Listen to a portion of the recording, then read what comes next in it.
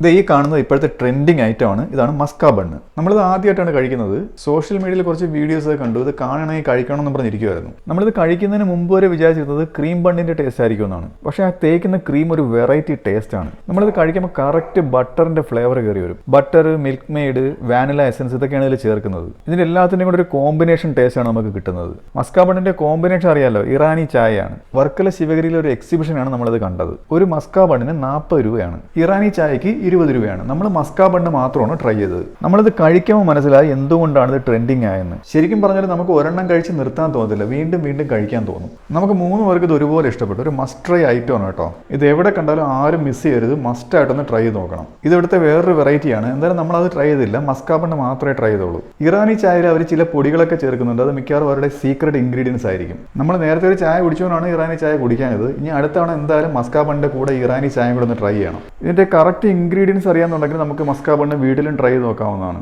Musca ബണ്ണിൻ്റെ സ്റ്റാളിൻ്റെ മുന്നിൽ നല്ല തിരക്കായിരുന്നു. ഓക്കെ, അപ്പോൾ see you in next video.